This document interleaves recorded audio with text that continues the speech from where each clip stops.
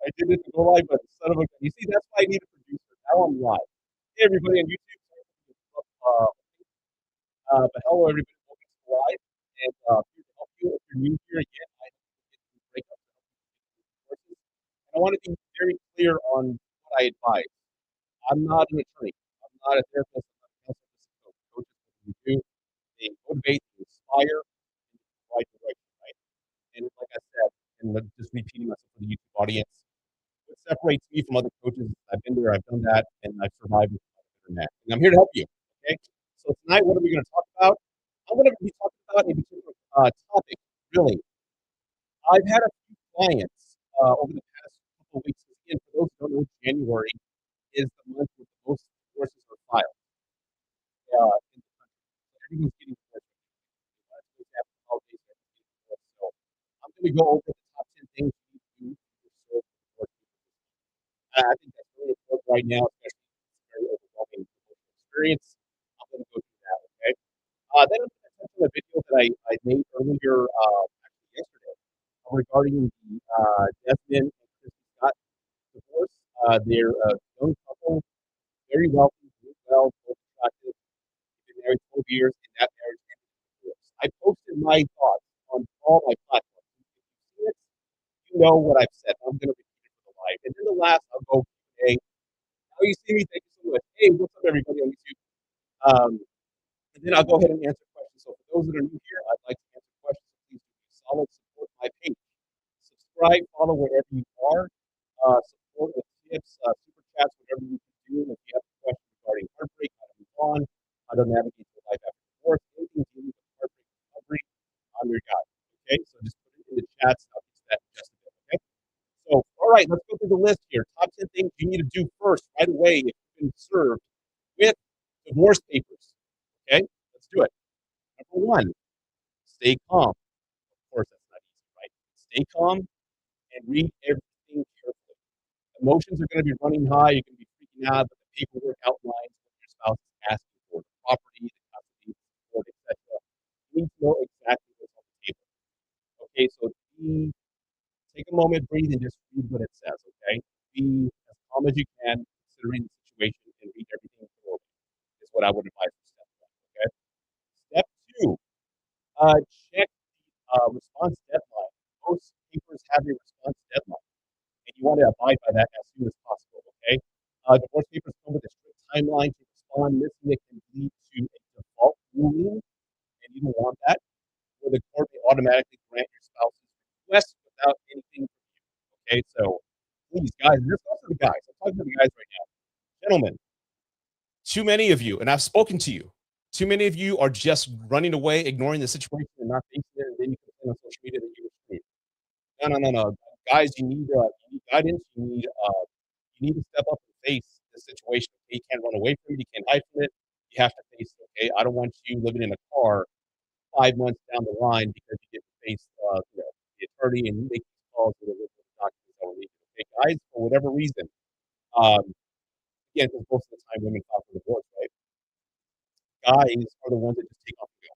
Guys, for the love of yourself, your kids, your well-being, do not do this. Okay. Oh, we got a super chat. Thank you so much. You need to fix your audio. What's wrong with the audio? Oh my God. Let me see. What's wrong with the audio? See, I need a producer. I swear to God. Is the music too loud? What is it? Audio is really bad? Yes, right. I'm actually like, hold on, everybody. I'm sorry. Let's see. Maybe it's the music. How's that? Is that better? I usually have some background music. Hold on. I'm sorry, everybody. YouTube, is this good? Facebook, Kick, is this good? Hold on. I'm sorry. Anybody wants to be a producer, let me know. I need all the help I can get. Yeah, it's the music. Okay, I can't play music, anybody. I know everybody on TikTok loves background music and all that. I can't play it on all these platforms. I got to figure out a way and how to do that. Okay, so my apologies. So, let me see. What do we? So, everybody on YouTube and Facebook and Kick, did you hear anything?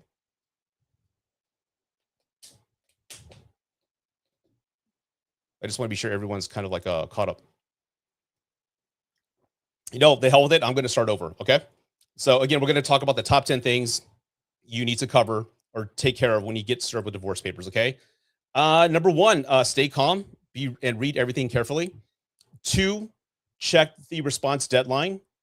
And again, let me reiterate on that, guys. You can't be running off and not addressing the problem. Too many guys, hey Veronica, too many guys don't follow up on the divorce proceedings. They take off. They don't want to face it, and the wife gets everything. So please, guys, I know this is painful. I know you probably weren't expecting this, but please, you have to face this situation. Okay. So it seems fine now. Better. Okay. I'll work on that, everybody. Again, this is a pilot. I'm doing my best. Number three on top 10 things you need to do when you get served with divorce papers. Unfortunately, you're gonna have to you're gonna have to hire an attorney. You're gonna have to do that. Hire an attorney, get legal representation to back you up. And I'm also going to add in there, I would urge you to study up Chat GPT, whatever your state is, just Google it and find out what the rules are. Hey, Rainy Day, how you doing? Look up the details and what rights you have. I think a lot of people, there's a lot of uncertainty and you don't know what's happening. Too many things are happening, right? Uh, Life's changing. The life that he knew is turning upside down. So you probably are panicky. So please hire an attorney, get some guidance, but also study up on yourself. You got the world of knowledge in your hand with your phone. So please study up and just become familiar with what your rights are. Your spouse may be threatening to take the kids full time, not giving you any ounce of time to hang out with them. You don't know if that's accurate or not. A lot of times they're just wanting to hurt you. So just be mindful what your rights are. Study up. Okay. And everybody do me a solid. Share the live wherever you at. Please subscribe, right? Okay. And number 4 of the top 10 things you need to do if you're if you're served with divorce papers. And this is important. Some of my clients who are watching this, this goes to you. This is for you as well. Okay. 4, do not contact your ex about the filing. It's no arguing, no, why did you do this? No emotional texts. Anything you say can and probably will be used against you. You understand me? The fucking bitch, I'll do this to you, whatever. I can't believe you asshole. You did this to me, whatever. You'd be surprised. And guys, I'm going to be honest. Depending on your spouse, they may be provoking you to say something that they can use against you. You know what I'm saying? So please don't call them. Don't contact them. Don't try to save it. They've made their decision. They filed. Please continue just to walk away from that. Okay. Don't talk to them because they may say things like, you're never going to see your kids again. I never loved you. Your dick is small. They'll say anything to hurt you. And I'm not talking just for the women. It could be the guys as well. You're not going to have the kids. So there's a lot of anger and emotion during this event, and they're going to say a lot of harmful things. And that's really the last thing you need. That is the last thing you need. So don't talk to them. Don't engage with them. If you have to talk to them about the kids, keep it about the kids, but don't say anything provoking because, again, they could be recording the conversations. I guarantee you some people are recording the phone calls. They're screenshotting your text messages, and they will use it against you later on. So be mindful of that. Don't engage with them, especially if they can provoke you easily. Okay. Next one we have here. This is unfortunate, but you're gonna have to do this as well. You're gonna go ahead and 1 second.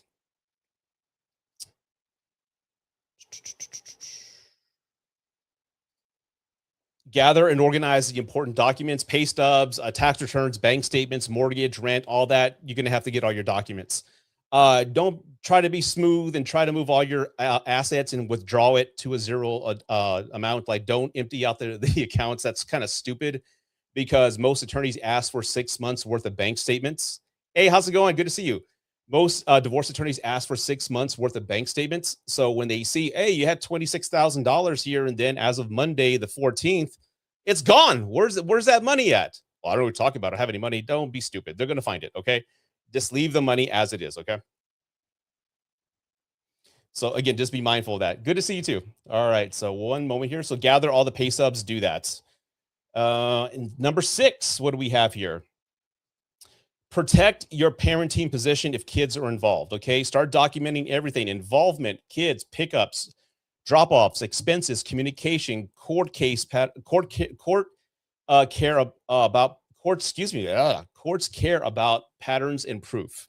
Okay. I'll repeat that. Courts care about patterns and proof. And here's the thing. I want to talk about 50-50 custody real quick, because I do believe 50-50 custody should be allowed. But guys, let's be real here. Okay. I'm all for you. I'm rooting for you.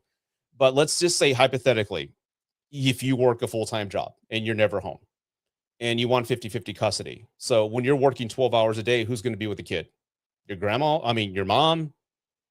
Who? So you have to be mindful of that. I know it sucks. I know it's painful, but sometimes weekends are best for some people considering their work schedule. It all depends. It all depends. So again, I do believe no parent should be shut out on any kid's life. I think a kid deserves both parents there, but just be mindful that 50-50 may not be what happens at the end considering your work schedule. What if you go overseas for a job? What if you're TDY all the time? What if you're deployed?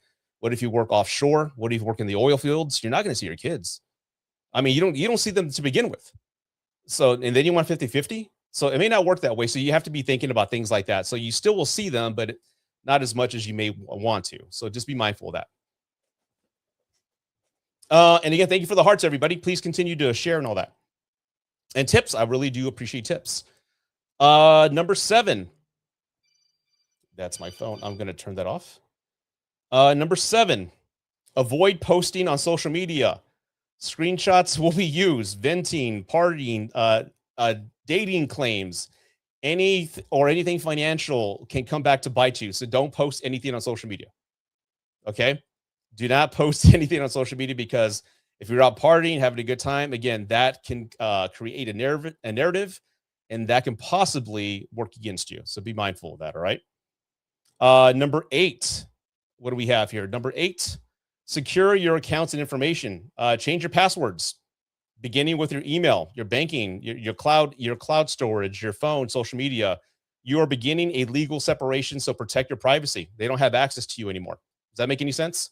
So continue to protect your privacy. Please do that. Number 9.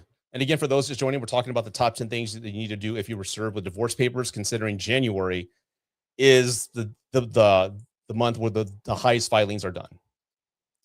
9, track all communications and interactions. I just talked about that. Save all texts, all emails, record all dates on phone calls. There is an app. There's plenty of apps. I think some phones now have the enhancement to where they can record phone calls. So again, be mindful. Don't say anything stupid. Don't make any threats. Be mindful that again, you can be recorded. And that really does hurt a lot of people at times.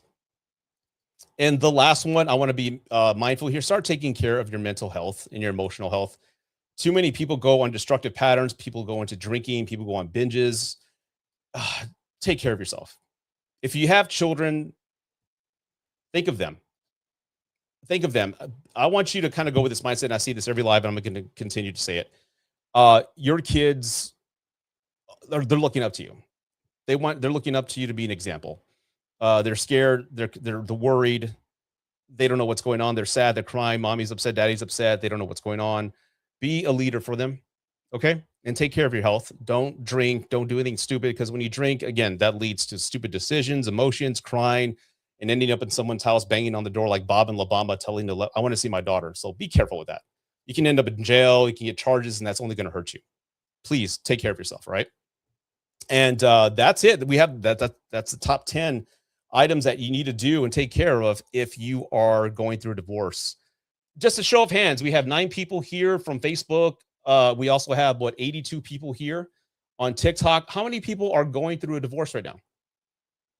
Raise your hand. I just want to see how many people are going through a divorce.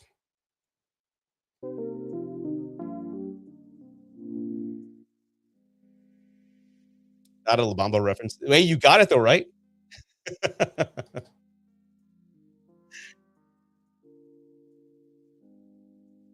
We have one here. I'm sorry. I'm so sorry. Another one here. How many people are going through a divorce here on YouTube? None yet. Okay. Yeah, my heart goes out to you. Again, I understand how painful it is and how horrible it can be. It happens, and like I said, the best advice I can give you in that moment is to just take a breath, take a moment, understand that this is a horrible event. It happened, and I'm not even talking about the relationship right now. I'm just talking taking steps forward, and I hope these steps give you some guidance, and I hope they help you move on in a better manner. And if you need additional assistance, you can always reach out to me. Okay. Let's see here. Sean, again, Sean, you've always been an awesome supporter, and I thank you on all my platforms, man. I don't have kids, but I can't imagine divorce is hard on a child, especially when the parents are acting like fucking idiots, especially when somebody is using the kid against the other parent to hurt them, or saying horrible things about mommy or daddy. "Oh, your dad's an asshole, he fucked another woman." That's another thing I wanna throw in there. If you're going through a divorce, the kids don't need to know the details.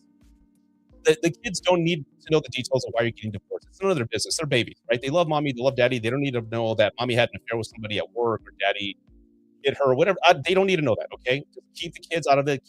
Keep the kids out of the details and the weeds of the divorce and just solely focus on making sure they feel safe. Sean says, never been married, so never had the chance. Are you planning on getting married? I'm just curious. A lot of young men, Sean, are saying they've given up on marriage. I'm curious. Are you one of them?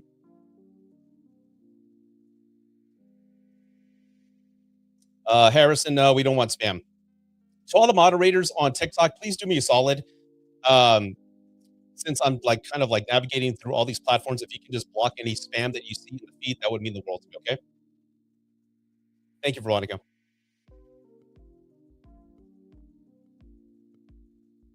Oh, sorry about that, Brian. I think I just repeated that. So my apologies. Again, technical difficulties. I'm just going to go through trial and error here, just learn as I go. But the next topic I want to talk about real quick is that there was a divorce that took place between celebrity influencer couple named Christy and Desmond Scott.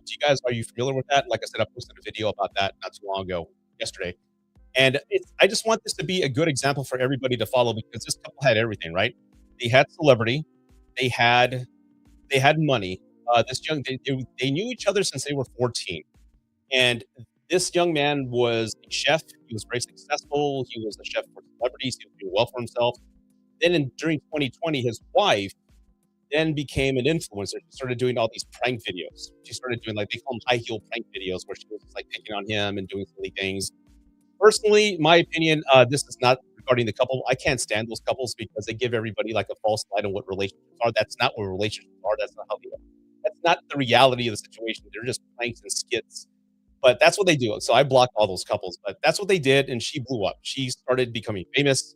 She started making money. She started traveling all over the world, getting designer brand deals, and she was doing well for herself. So now let's talk about it. They have kids. They have looks. They're healthy. They have wealth. They have a mansion. They have money. What could go wrong? Why did they end up in divorce?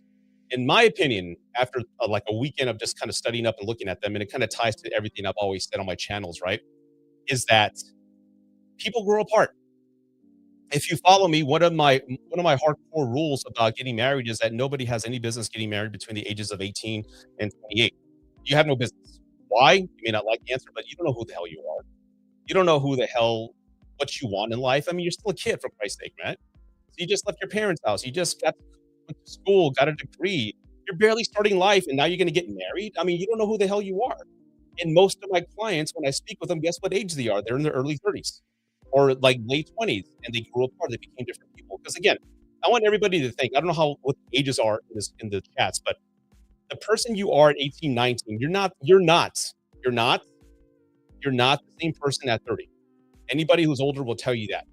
30 to 40, there's a little bit of change. 40 to 50, you grew more or less set in your ways.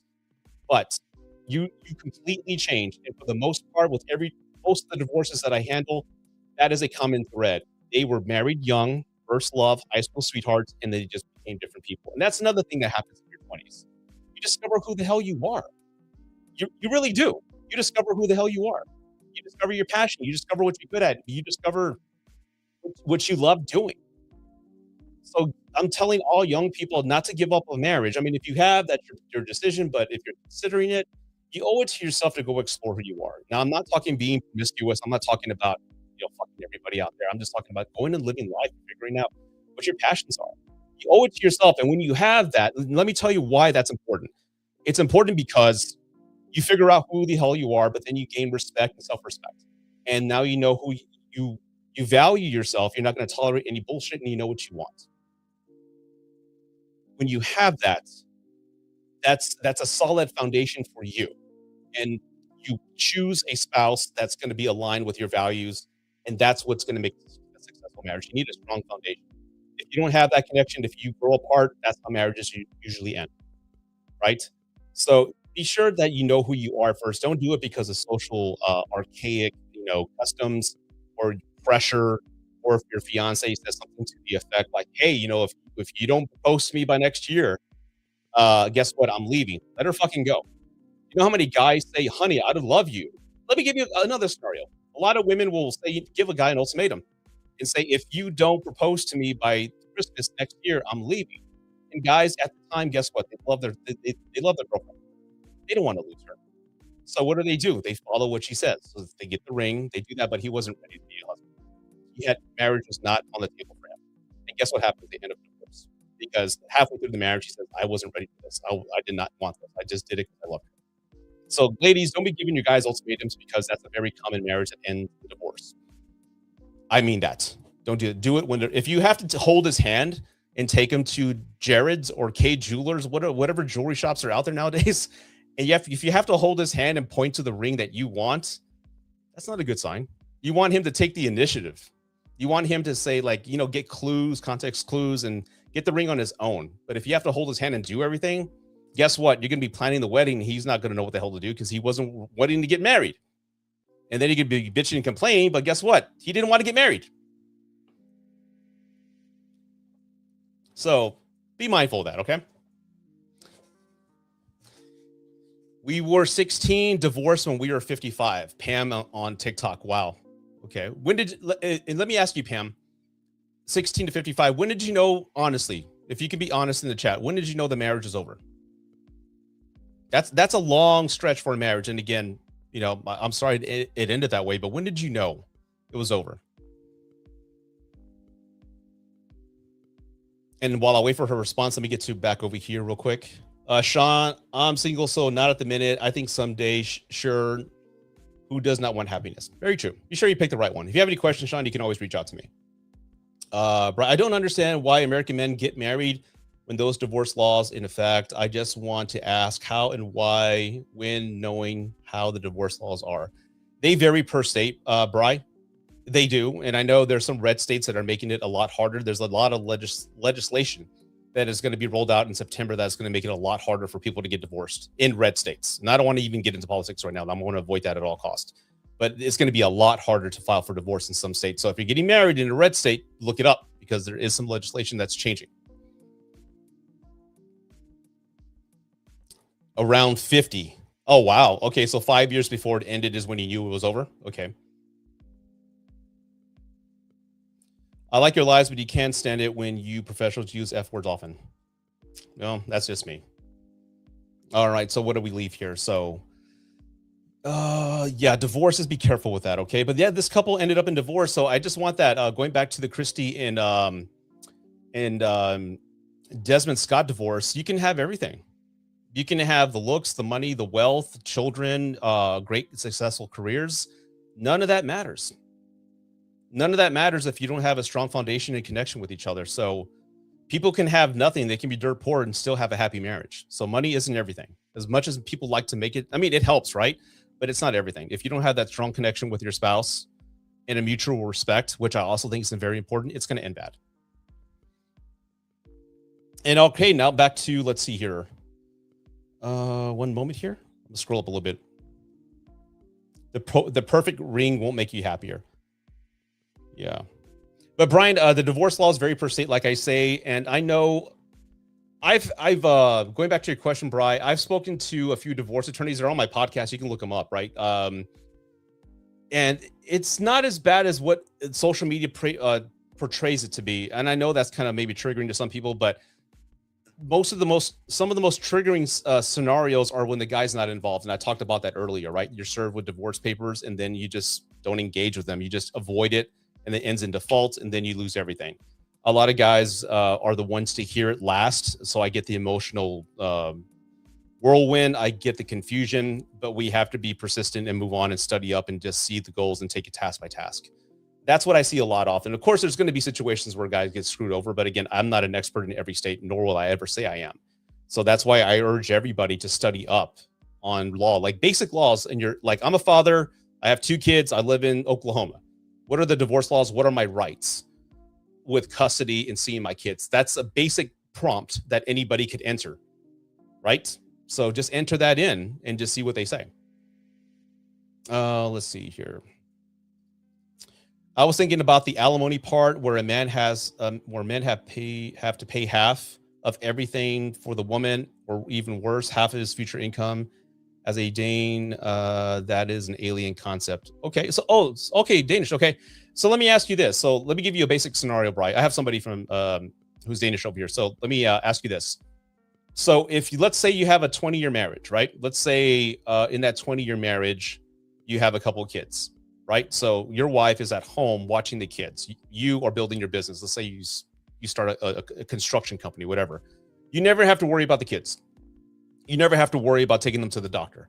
You never have to worry about anything parental because you're at work, you're doing your thing, right? So 20 years later, she raised some good kids, right? You're a good father as well, right? Things don't work out. She files for divorce. You're expecting her to walk away with zero? Is that what you're saying? She deserves nothing. I'm on YouTube, by the way. Yeah, Hunter, we need to sync up again, brother. All right. Yeah, I know. In my opinion, nobody should be fucked over. Pardon my French. Nobody should be screwed over and left with nothing at the divorce, right? Because she was part of the family. She was a core part of your family. She took responsibility and raised the kids. So I think women deserve something, right? Whether it's half, 50%, 75%, women deserve something. They just can't go out and think about it. They have 20 years, no work experience. Eventually, women are going to have to get a job. I'm not saying they're going to have a free meal ticket and just go out and just live the life. No, most women get a job. And I'm getting that information from the divorce attorneys that I've spoken with personally. So I know social media likes to portray women living this high life, but most guys make what, 80,000 a year. She's not going to get nothing but $500 a month, maybe that, maybe half is 401k. Okay, that happens, but I don't think anybody should be screwed over and left with nothing at the end of a divorce. But what are the laws in your area, if you don't mind me asking? I've never studied up, and I would love to know. She was doing the laundry and cooking, etc. Okay, sorry. Yeah, Hunter, let's try to sync up. I don't. Let me check my availability tomorrow, okay? Tapestry of Me is saying here on TikTok, I was left with nothing after 32 years, marriage, and 6 kids. You were left with nothing? Now, you see, that pisses me off. I mean, nobody should be left with nothing. That's the equivalent of a guy being screwed over and left with nothing. It's not right? That's just my opinion.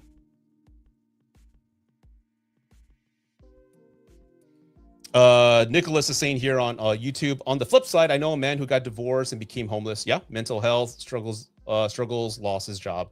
His ex-wife made good money and now mandated by courts to pay him thousands a month. Well, you see, there you go. And he deserves something, right?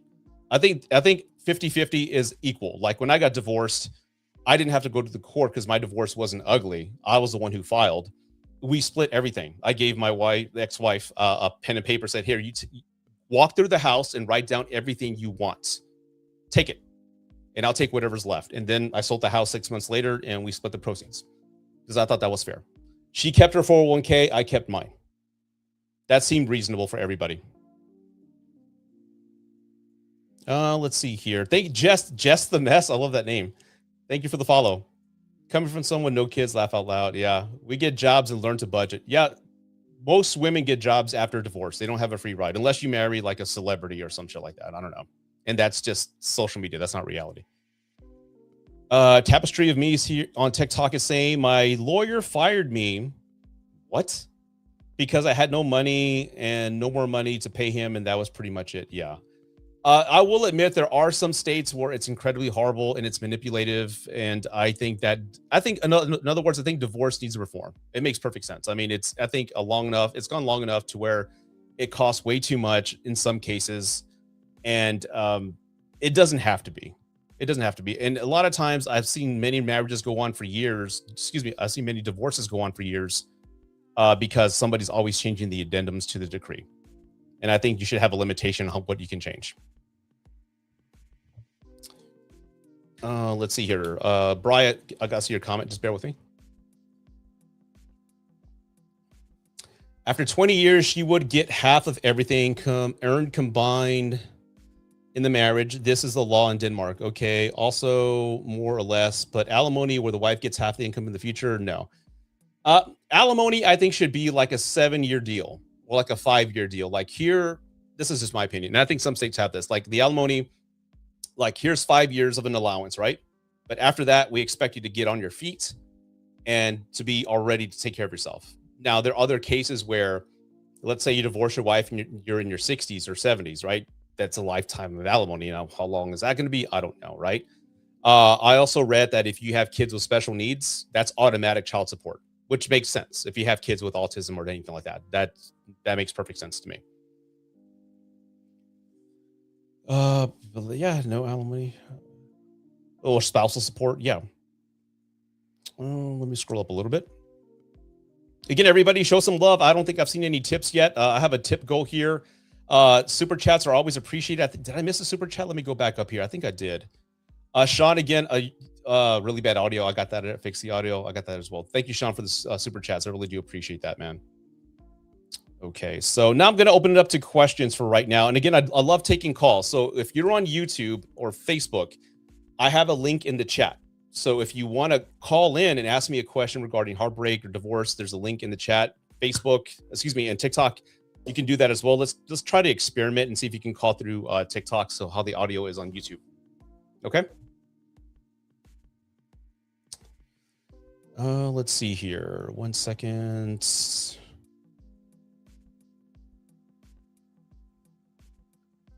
Grown-up kids. I'm just looking through the chat to see if I missed any questions here.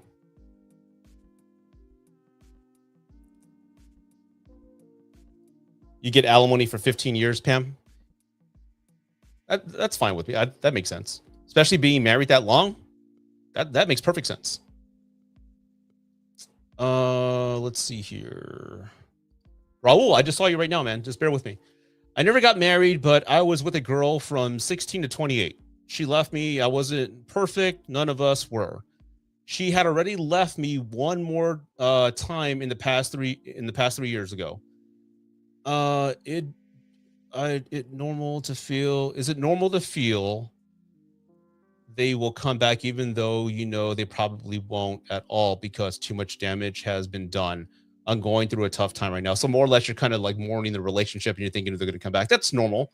I mean, I think especially if you've been with somebody that long, I mean, that's almost 10 years, man. It's possible to think that.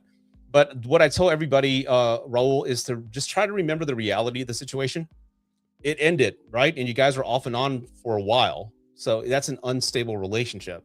The healthy relationships stay and prosper. The bad ones end. And it sounds like there was like a ton of communication problems, man, between the both of you if you guys were just consistently on and off. And maybe it should have ended way sooner than what it did. But thinking about it, when people ruminate, it's called rumination, Raul. When people were thinking about an ex and thinking about the good times and thinking about should we get back together and having that hope, a lot of times what you're doing is you're remembering a facade of your ex. You're not remembering the reality of the person. You'd be surprised how there's this psychological psychosis people come up with, where people just come up with like a character of their ex that never existed. And a lot of times it's the ex they wish they had or what they could be. But your friends will remind you, no, your ex cheated on you. They're a piece of shit. Like, no, they weren't what you're saying. They're like, who are you talking about here? So a lot of times we're not even remembering the reality or the real person of the relationship. So remind yourself of that and remind yourself of why you guys always ended the relationship and broke up and why it ended, right? Buenos noches. Hey, how's it going? Good to see everybody. Hello, everybody on TikTok. I hope everyone's doing well. If TikTok, if you like, you can join me over here on YouTube. I would really appreciate it. Let's see here. Hey, Hunter, what's up, man? I think it's healthy to look back and be grateful for the time you had together and be excited for what may come. Yeah, definitely. And like I said, I mean, I think a lot of people tend to use hate as a coping mechanic to move on from a relationship because hate's easy. If you use hate and paint them in a certain way, fuck them and hate them, blah, blah, blah, blah, blah. That's easier. But again, you're just hiding the real emotions and the pain. So I do appreciate that. I think every relationship, there are some good moments and there's some great memories that you will cherish, right? I mean, I think every relationship has those great moments, but at the same time, it ended for a reason. And I think everybody needs to consistently remind themselves on why it ended and not just the fantasy of what you wanted it to be. Excuse me. In my neighborhood, married couples both work in professions, jobs. They pay $40,000 a month for a nanny. I don't see how that's relevant here, but okay. That's a lot of money. Carmel, hello. How's it going? Although it's hard, yeah. There's a point of like ruminating, Hunter, where ruminating and thinking about it too much can only just keep you trapped in the past. It's okay just to think about it every now and then if you have like a moment of just like, you know what, that was fun, or a song comes up or a show comes up, or you think about them. You can smile about that, but just move on with your life. Don't live in the past. Let's see here. Jesse on Facebook, thank you for your comment, man. I appreciate that. I had a buddy that went through a really bad divorce. Afterwards, he got his CDL, drove for a year, then did a lease purchase on a semi. He owns his own truck and lives a really good life now. You know what?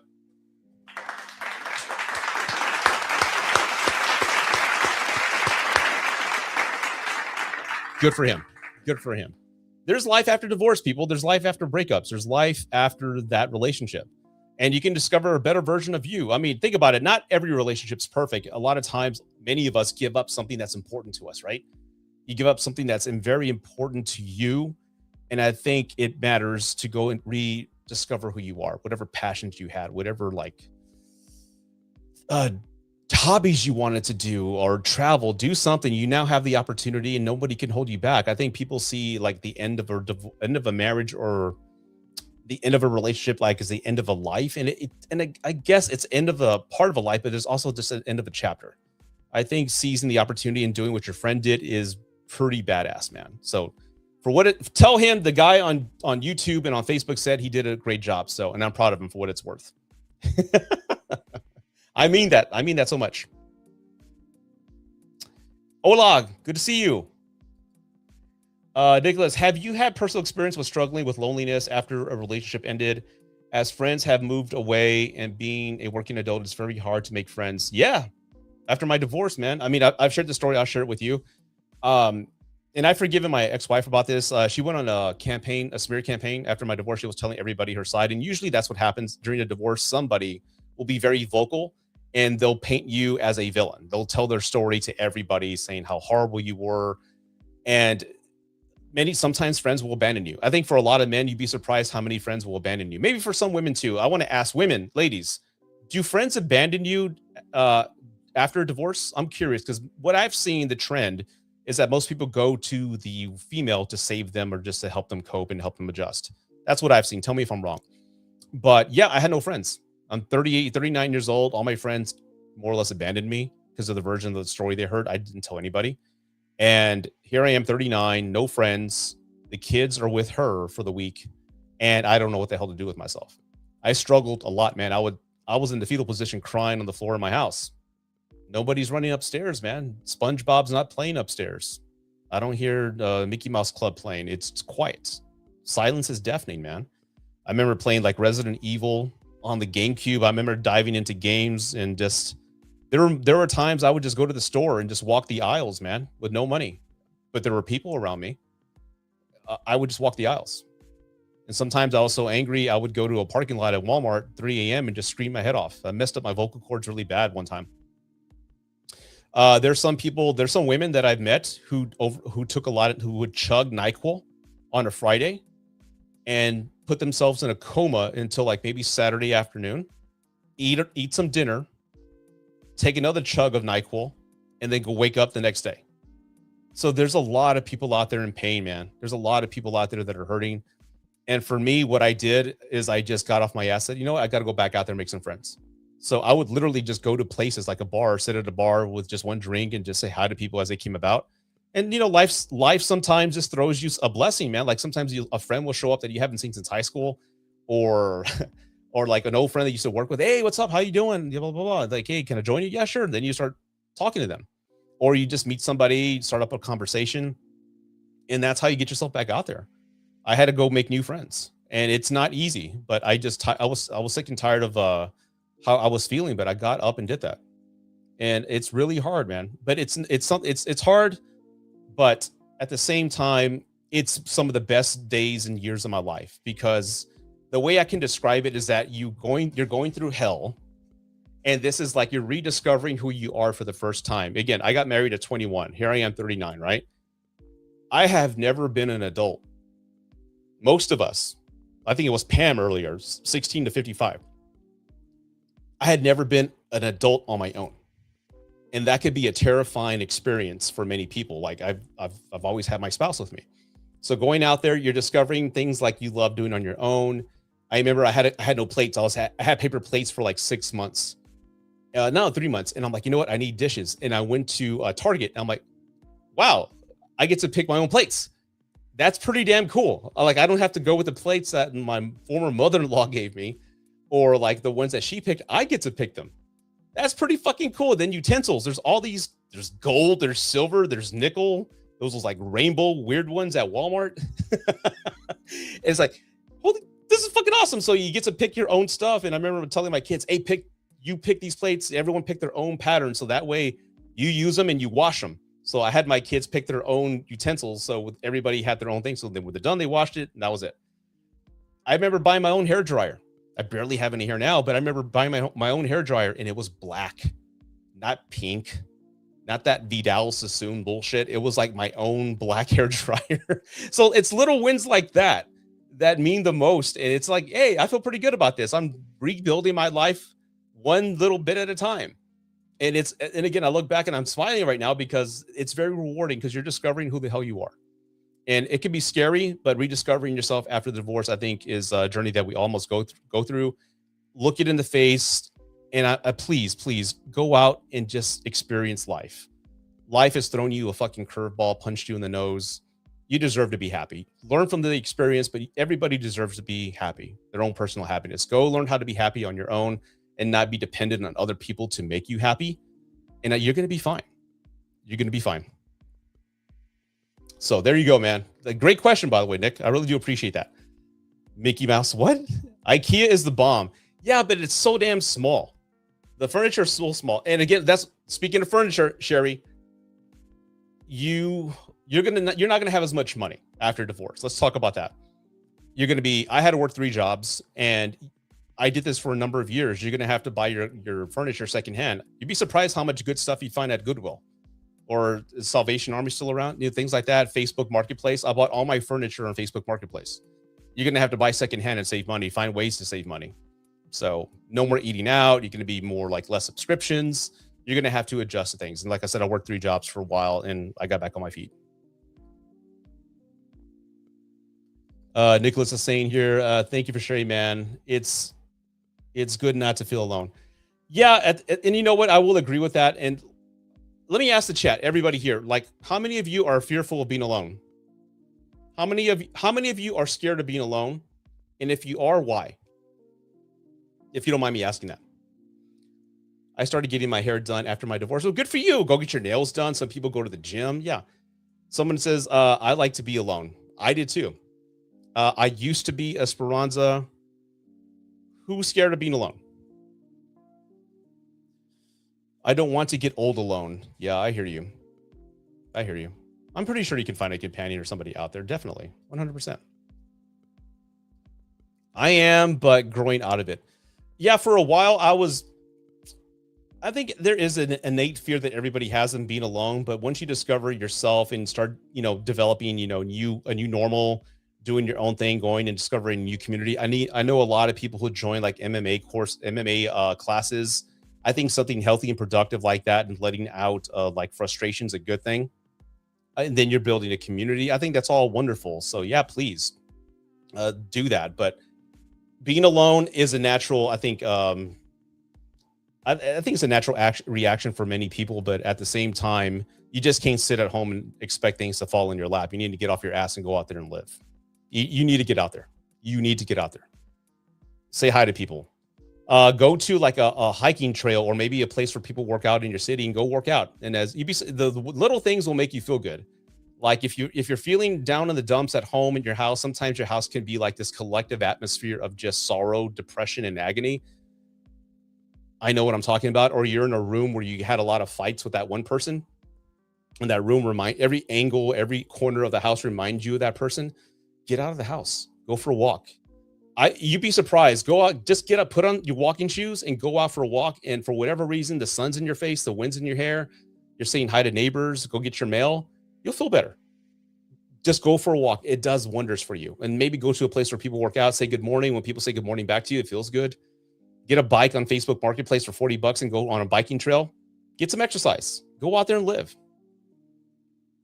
Oh, my good friend Courtney, you need to open a retirement home for us singles who live alone. That's a good idea. That is a good idea. Maybe I should.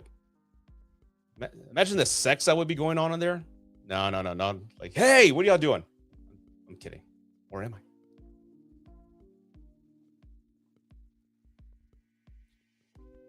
Like orgies and things like that. You sick bastards. Put on your pants, Courtney. Okay, I moved out of Florida to Missouri and to live by our boys. So I haven't met a lot of friends yet. Yeah. Dating apps. I know a lot of people have this disdain with dating apps. If you work all the time, that's the only way you're going to meet people, or maybe meet people through new friends. That's how I met the women that I dated. Well, for those that don't know, Courtney and I went to the same high school. I don't know what parties you're talking about. I didn't go to those. You freak. I'm just kidding. Megan's asking me here, what's your opinion? I still heard from a breakup over 25 years ago. Normal? Megan, no, that's not normal. That is absolutely not normal. There's got to be more to that story, right? I mean, I think anything outside of 3 or 4 years is incredibly unhealthy. Have you considered therapy? I mean, are you consistently thinking about this person? 25 years ago, did it end abruptly? Did it end in a death or something like that? I mean, tragedy, that makes sense, right? I mean, a unexpected death or illness, that makes sense. But if you guys broke up, what are you ruminating on? Don't go bowling. Okay, Veronica, thanks for bringing that up. You know what? I'm going to share that story so everybody can hear it again. Thank you for bringing up my past traumas. But I have a follower here says, don't go bowling. Let me tell us a quick story. Courtney, you'll laugh at this. The Ponderosa Bowl. You know where that's at. There's just one day where I didn't know what to do with myself. And I had some money. I had some money from my Uber job. And I'm like, you know what? I want to go do something fun, but I don't know what to do. So I'm driving just aimlessly around the southeast side of San Antonio. And I see a bowling alley, Ponderosa Bowling. And I'm like, you know what? I haven't bowled in years. I'm going to go bowling. That'd be fun. That'd be a good workout. Maybe I can see some old friends and maybe I can meet somebody. So I went to the bowling alley, but it was really packed. And this is a Saturday. And I'm like, okay, maybe I have to wait a while. So I go into the bowling alley and I go to the desk and I go, hey, I'd like a lane. And he goes, lane? Look around you, kid. It's league night. We don't got no lanes. Come back tomorrow. I'm like, okay, sir. And I walk out. I start crying. I'm like, I can't even bowl. Oh my God, no one wants me. I can't go. I'm not accepted anywhere. I'm like, start crying in the car. And I can laugh at it now because it was pretty funny, but it's like, you're going to have some low moments. And, you know, years later, you're going to look back and laugh at that. But I'll never forget that moment. And Veronica, thank you for bringing that up again.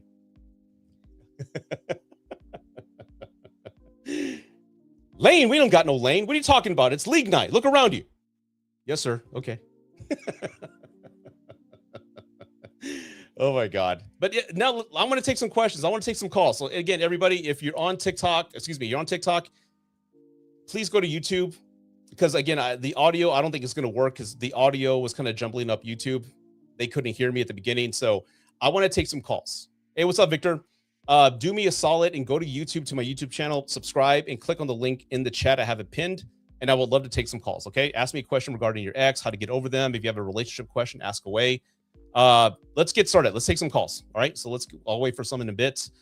Let's see here. Sammy boy. Thank you again, Sammy. Thanks for all the engagement and all the comments, man. I read every single one of my comments and I appreciate all your support, man. That means the world to me. I'll admit sometimes it's just nice to just be by yourself, but I don't want to grow old and live by myself because I would just really be lonely and depressed all the time. Yeah, I don't want to do that, man. For me, I knew, like I said, I never wanted to get married again. I said that for years. There's still videos of me saying that on TikTok. But you get to a point, like, you know, like for my wife, she showed up. She was an amazing woman, a completely different woman than I have ever experienced. But there was also one moment where I had a health scare when I was single. No, my dad had a health scare. And I go, I better get a will done.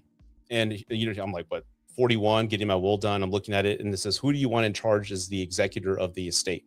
And I couldn't name one person. I go, not my kids, maybe my ex-wife. I called my ex-wife. She was, I'm not going to do that shit. I'm like, okay, I'm sorry. Like who's going to be the executor of my estate? That's kind of scary.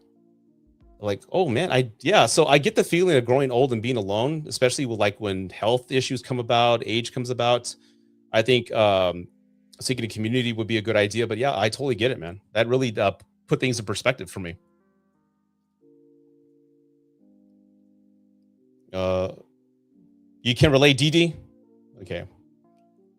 Hey, Victor, what's up, man? Again, I would love to take some calls. So again, if you're on TikTok, please go over to YouTube and click on the link, and that way everybody can hear you loud and clear. Okay.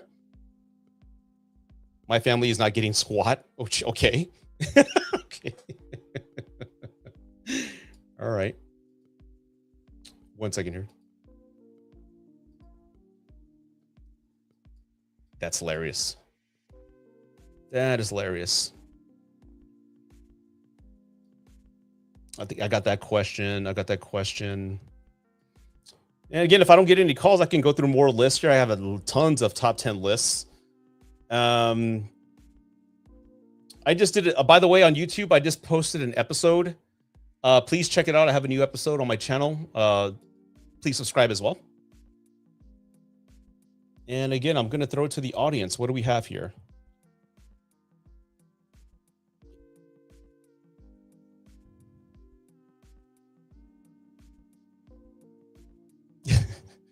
I see you, Courtney. I see you. Let's see. Help. Can't let go of my fiance, love of my life, first love. I had to break up, but don't want to break up. Well, look, do me a solid. Let's talk about it, okay? I'll be more than happy to talk to you. Go to YouTube and type in Root Advice. You'll see me live. There's a link in the chat. Click on the link and let's talk, okay?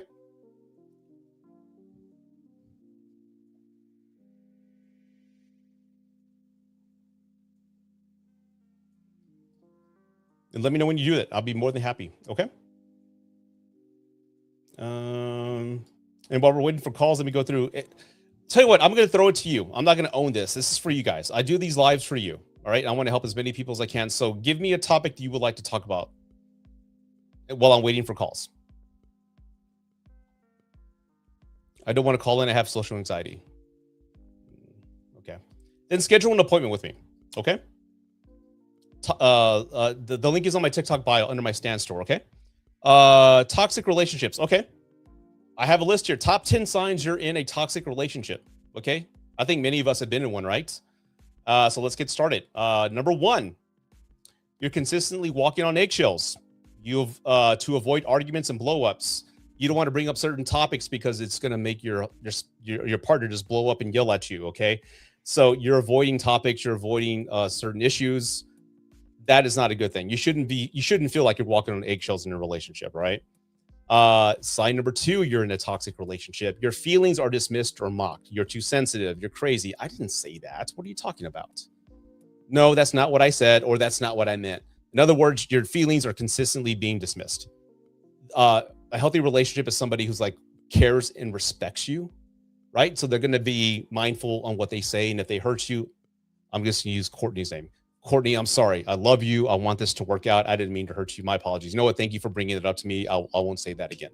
That's a healthy relationship. You'd be surprised how many people don't hear the words, I'm sorry. Isn't that crazy? I had a client who was married 23 years to a woman. He never once, his entire marriage, heard the words, I'm sorry. He left that marriage fractured. He thought he was stupid. He thought he was clumsy. He thought he was useless. He thought no woman would want him. She put that all in his head. But she, like, in other words, in that marriage, she was infallible of error, and it was all on him. And again, women have experiences too. I'm just talking about this one client of mine. But if you're in that type of relationship, yeah, covert narcissist, definitely. And that's also abuse, emotional abuse as well. Think about that. For 20 years, your feelings aren't validated. My heart goes out to people in that situation, man. That's got to be heartbreaking.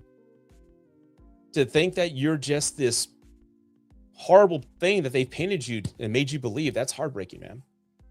So again, please, if they mock, dismiss, deflect anything that you say that hurt you, get the fuck out of there. Please leave. Okay. And I do curse, by the way. I can't help it. That's just me. Number 3, the top 10 signs you're in a toxic relationship. Control shows up as concern.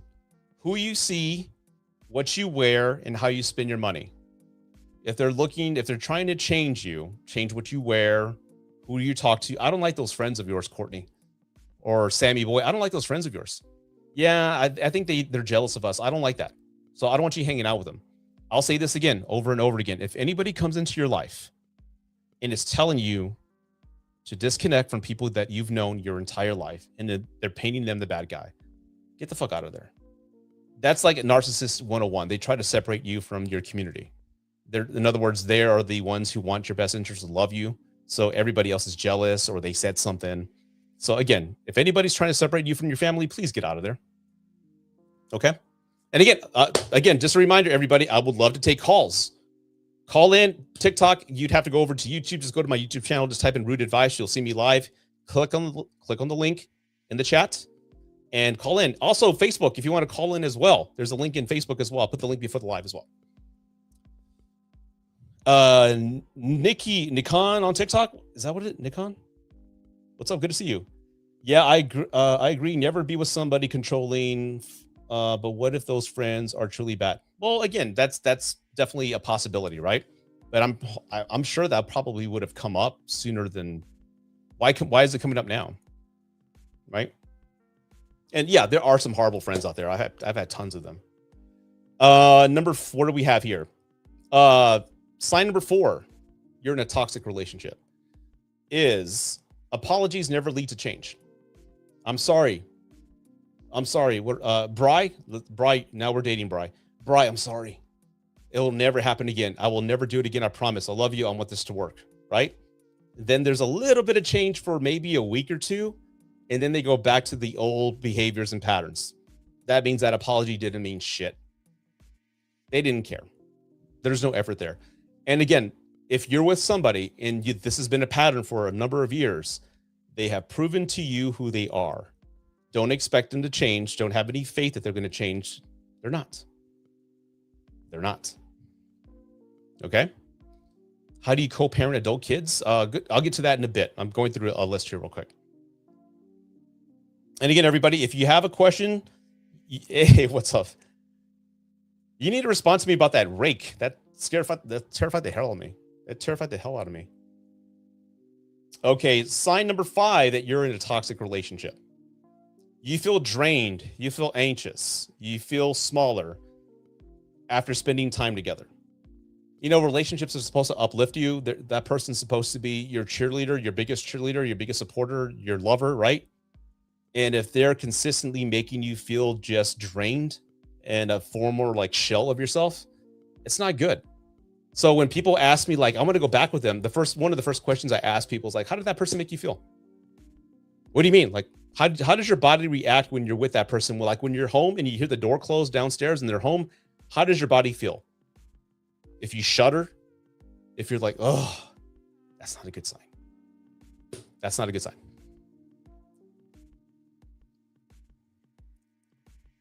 Okay. All right. Thank you. Hey, thank you for that. I got some tips. Woohoo! Thank you. Who was that?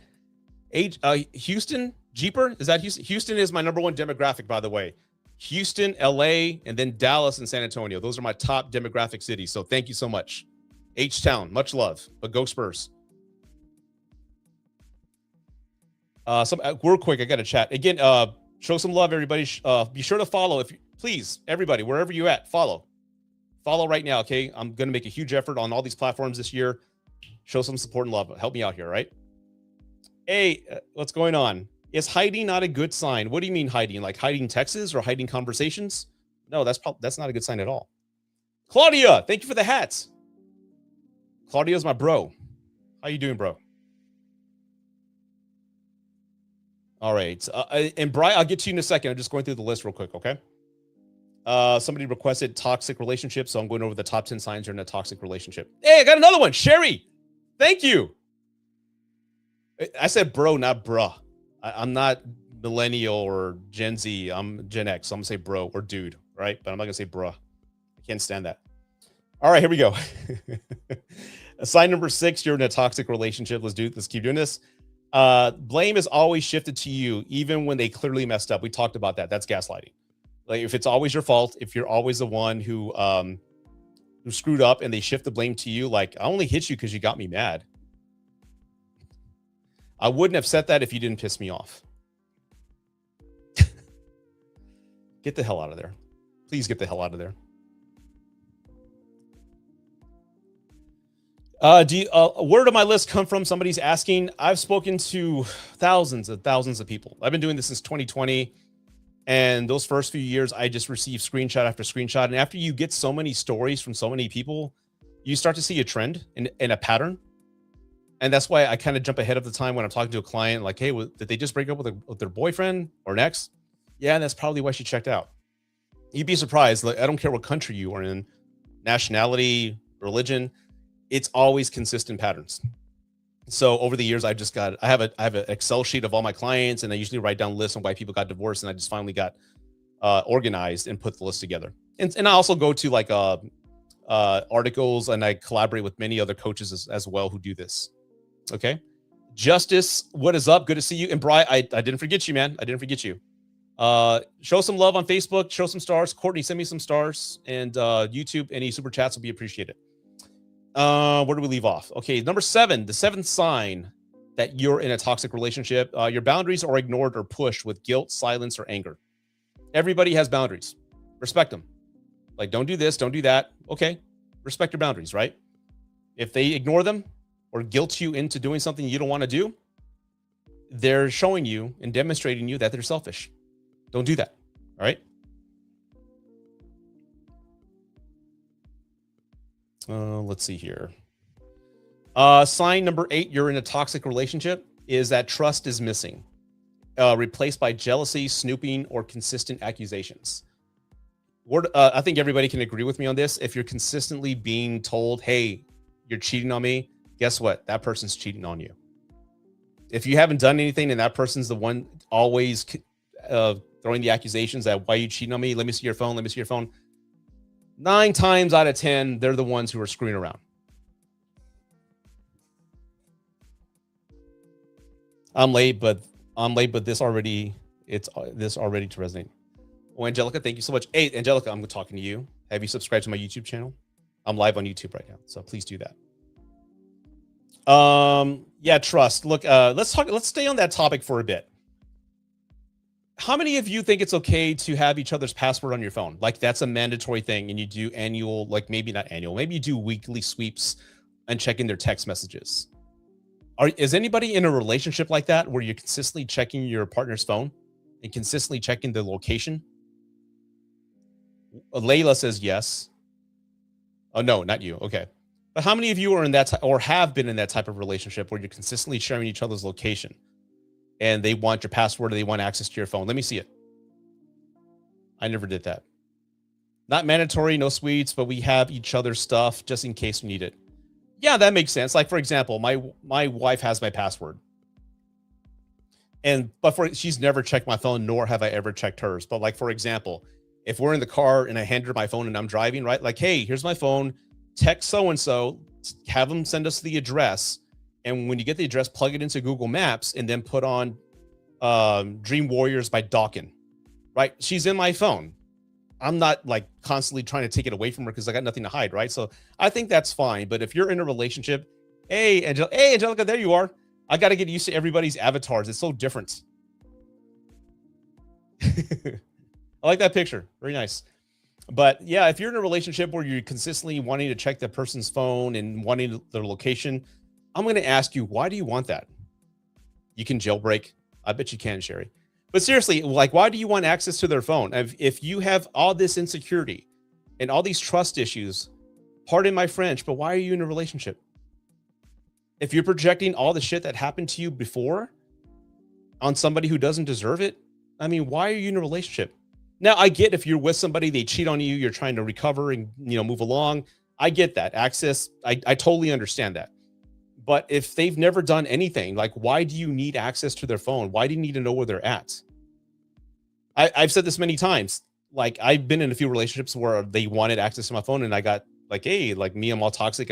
Like that. It's a turn on. Like, hey, they're all jealous. Like, I'm not gonna do anything. I got nothing to hide. If you want to see my phone, go ahead. I want to see your location too. Like, go right ahead. I got nothing to hide. I thought that was sweet. But then 6 months later, they're still checking. I was like, how long do you need to check? I mean, haven't I proven myself to you that I am not doing anything? No, I don't care. Turns out every one of those women that wanted access were cheating on me. And they wanted my location. So when they knew I was home, they would text their ex to say, okay, he's home. You can come over now. So again, I will always say if somebody is so adamant about wanting access in their location, they either have trust issues, unhealed trauma, or they're cheating.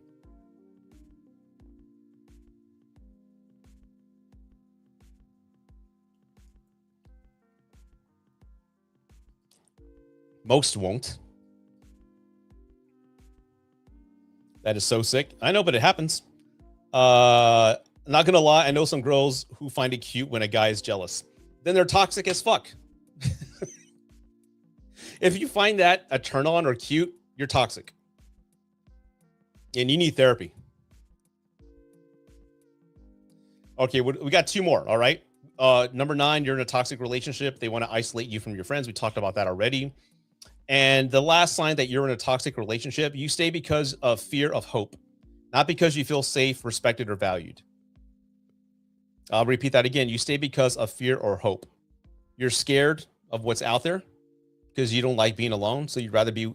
Some people, believe it or not, would rather stay in something familiar and toxic than go out and be alone. That's sad. That's sad. That says a lot about you. And that says that you're not capable or should be in a relationship if you're that dependent on somebody to be next to you. I mean that. If they're abusive and toxic and you don't want to be alone, so you stay there, that screams a lot of personal issues that you need to go address. Or hope. We talked about that. They're going to change one day. They're the perfect person. But if they go to therapy and get rid of this and this, everything will be fine. If they haven't fixed it by now, they're not going to fix it. Hope is a dangerous thing, especially when the person has proven, again, when somebody has proven themselves to you and who they are, always understand they're going to be that person. And I haven't promoted this yet, but everybody on TikTok, I do have a breakup video. If you don't want to call in, I do have a video here. Purchase it. It's all my best tips. It gives you exactly what you need to do for the first 6 months of a breakup. Purchase that right now. Click on that icon down below and through my Service Plus feature. So click on there. All my best advice is listed there. Okay, and that was a list. Thank you for bringing that up, whoever brought that up, for toxic relationships. Now to some questions. And again, I love taking calls, everybody. If there's no calls, I'll probably end the live sooner. But if you have a question, call in. Not on TikTok, unfortunately. You have to go to YouTube, or if you're on Facebook, everyone go to YouTube. There's a link on YouTube. Click on that link, and you can come on. Let's see here. Oh, got a question here. I've been seeing a guy for 1.5 months, so month and a half, okay? And he asked me to get his name tattooed on my neck.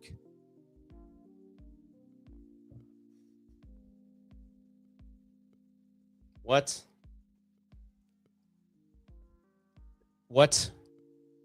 Seriously?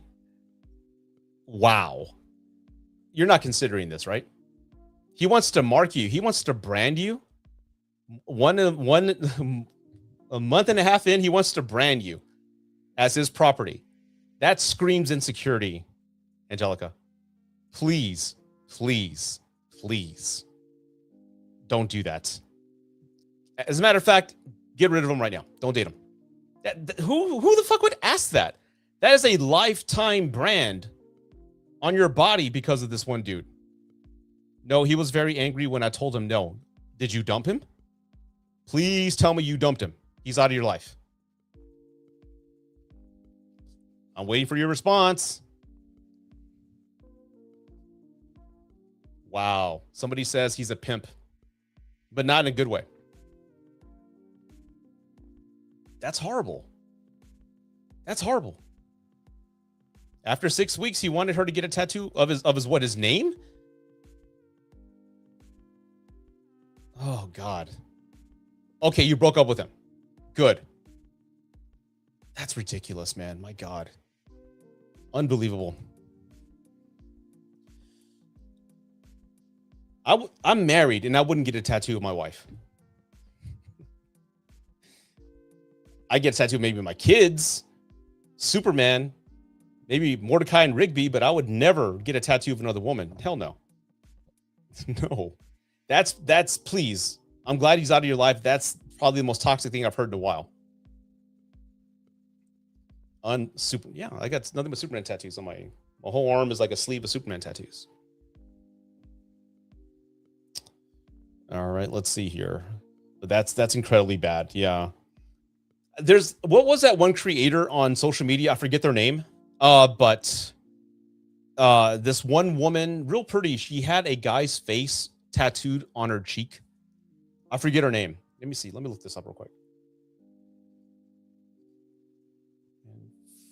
Influencer gets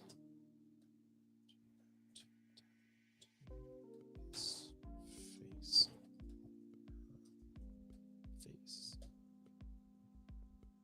Let's see here. Yeah, check this out. I'm going to share this on YouTube. Check this out, everybody. This is stupid as hell, man. Please, God. Let's see.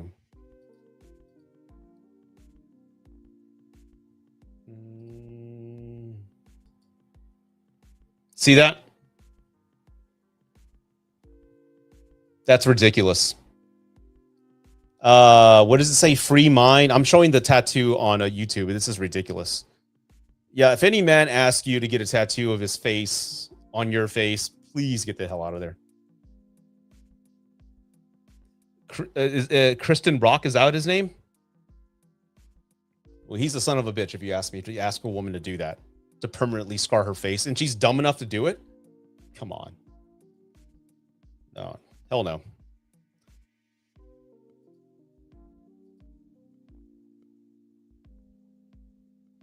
No, I don't, Iris. Somebody saying she got the tattoo of a rapper Blueface on her face, I think. Whatever, maybe it was 2 scoops. I don't know what the hell the names are. Captain Crunch. Makes the breakup that much more painful because the tattoo removal. Oh wow. Okay, TikTok. I don't know what happened, but it says your life contains themes of harassment and bullying. Your live will be restricted. Okay, I don't know where these moderators. I gotta turn off this live because I got a restriction for bullying. I don't know who we're bullying or what we're talking about, but apparently that's what happened here. This TikTok's a pain in the ass, I swear, sometimes. So everybody here, I think so. So I got to end the live on TikTok. I'm still going to be here on YouTube. So everybody, let's try this out. They're not Gen X. Everybody right now, do me a solid. Go over to YouTube. Go over to YouTube, type in root device. I got to end the live. I may go live later back on TikTok, but go over to YouTube, okay? And subscribe. Thank you. I don't know what happened here. Son of a bitch. Wow. Sorry about that, everybody, on YouTube and on Facebook and on Kick. But now you have my complete attention. We're all alone here. I think we're alone now. Doesn't seem to be anyone around. Yeah, but Angelica, please, if you haven't done so, if you want to talk about this, schedule some time with me. Let's talk about this. You've been an amazing supporter, and I'd love to help you out if I can. So please, let's talk this out. And I'm also curious, like, why did he show signs of this type of toxicity before he asked for the tattoo? I'm curious about that.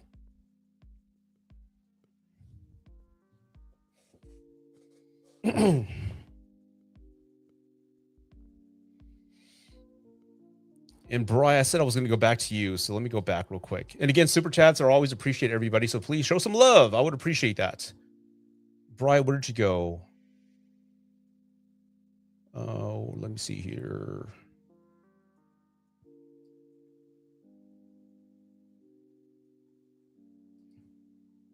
I think I talked about this. Fearful of being alone. Not anymore. I'm 46. You look good for 46. I'm 48. We both look good, man. We've aged great, man, by the way. But I've experienced when younger to use 10 years to get over a relationship lasting 5 years. It shouldn't take no 10 years. It doesn't. No, breakups do not take that long. All right. What's up, everybody? And again, hello. What's up? Thank you for coming. You came from TikTok. Please subscribe. Thank you so much. I really appreciate this, man. Thank you so much. Now I can show some videos and we can kind of react to some, okay? So let's do that. Since I'm not getting any calls, if again in the chat, I'm going to do it again. So 1 second. So if anybody wants to call in, I love talking to people. I can't stand the sound of my voice for a long time. So if you want to call in and you have a question, boom, there's the link. I'll put it in the chat. Click on it. It'll put you in a green room and I'll bring you on. All right. But tell you what, let's react to this video. I want everybody to I'm making a video about this guy. And I want to hear your take on that. And since we're all here together, I can play it without having to worry about audio issues. So let me get this video up here real quick. One moment.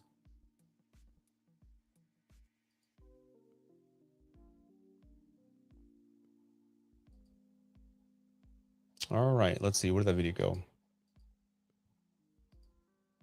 I would never be friends with an ex. Do y'all know? All right, let me get this ready here. So here we go. I want your thoughts on this video because I'm curious what you're going to say. How disrespectful that is. Let me start from the beginning. Yeah, I would never be friends with an ex. Do y'all know how disrespectful that is to your future partner, your future man, your future woman?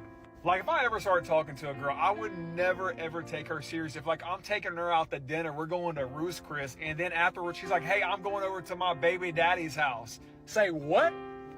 First off, can y'all hear it? Give me a thumbs up or something. Can you guys hear the audio? I hope you can. I feel like I'm in the infancy of this whole thing. I love this. Like you can hear it? Okay, let me go back to it. Oh, Angelica, I'll get you in a bit, okay? Like, bro, come on. The people that really get to me are the people that are like, well, let me start the video over real quick. Yeah, I would never be friends with an ex. Do y'all know how disrespectful that is to your future partner, your future man, your future woman?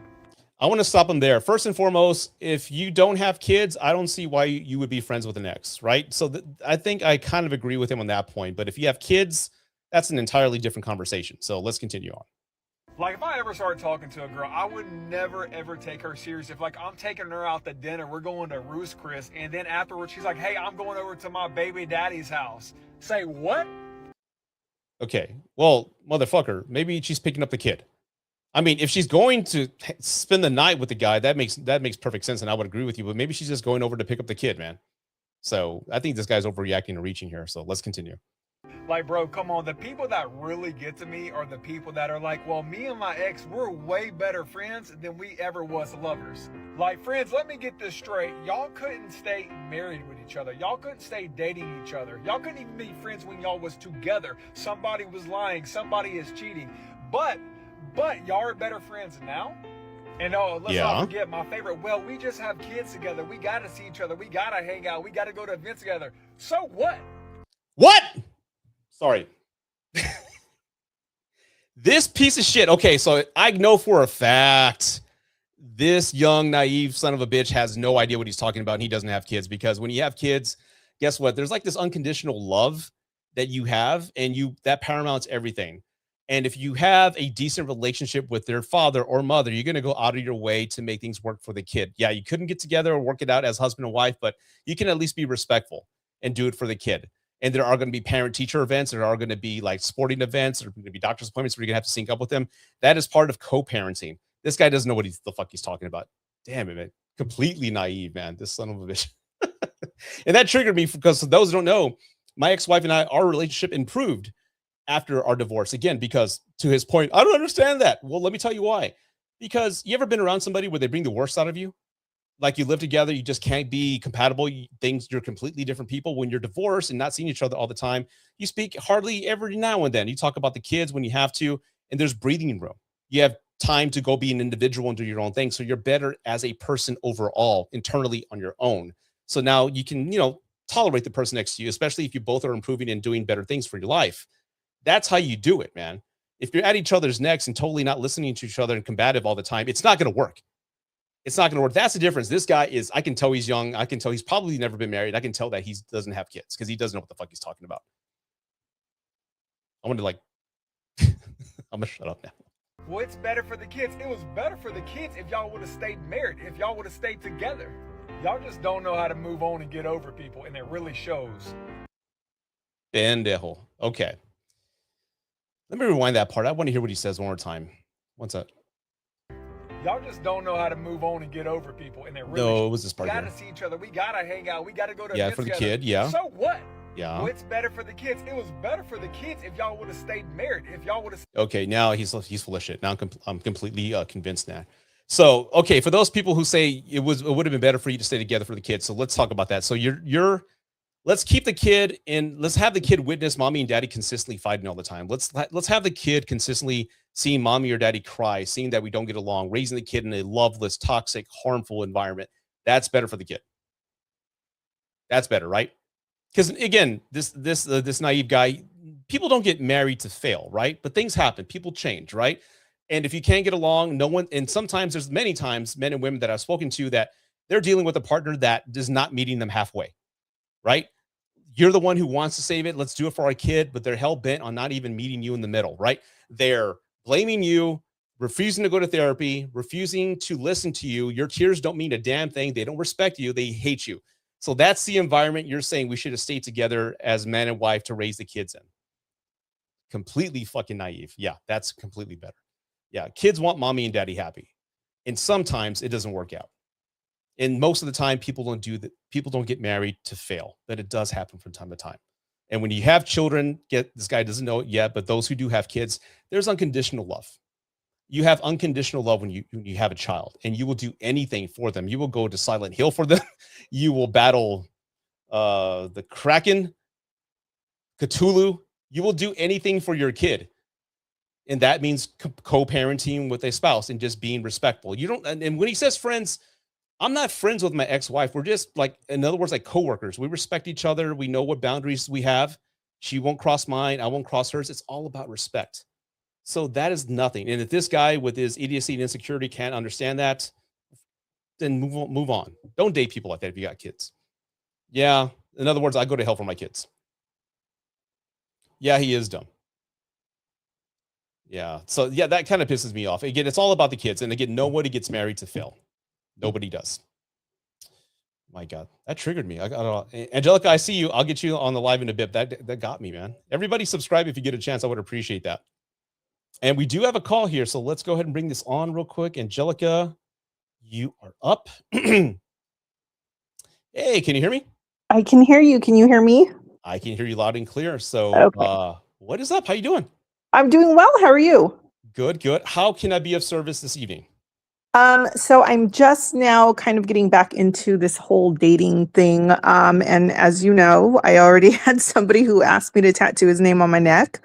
How did you meet this guy, by the way? I'm just curious. I met him through a dating app, actually. I met him on Bumble. Really initially a very nice guy. And then it was just kind of, my son had his best friend stayed the night one night, and we were supposed to go to the movies, and I told him like, hey, I'm running a little late. My son's friend is blocking my car, so I'm just waiting for him to move the car. And he was like, forget it, and went off on a tangent about how dare I have another man in my house. He's not comfortable with it. And I'm like, he's a kid. Like they're 18 years old. Like this has been my son's best friend for 5 years. Like, I don't understand what the problem is. And yeah, that was kind of the first red flag. And then, how many dates were you? Is this like the first month? Yes, within the first month. And he had a problem with one of your son's friends coming over. Correct. Unbelievable. Okay, continue.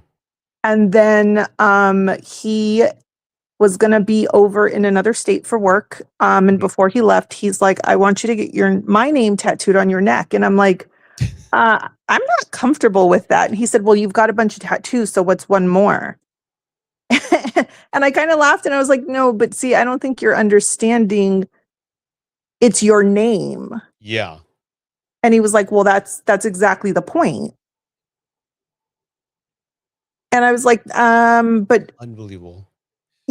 That's a permanent decision based on a month and a half. And I'm just like, I'm not comfortable with doing something like that. And yeah, he was really upset about it. And yeah, I haven't talked to him in about a week since he left, pretty much. So is the relationship over, or did he just storm off and pout?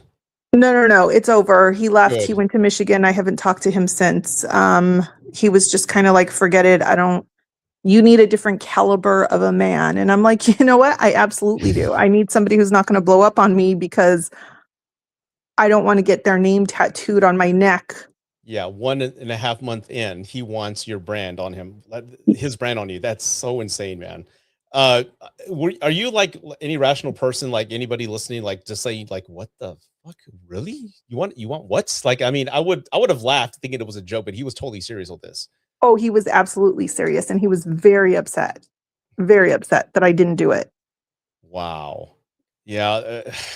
Well, first and foremost, one, I'm glad you didn't do it, right? I'm glad you didn't even consider it. I'm glad he's no longer part of your life, but that is insane. Yeah, the dating world, the modern dating world is completely. What are your thoughts, by the way? I mean, is this the first one you've dated or like spoken to?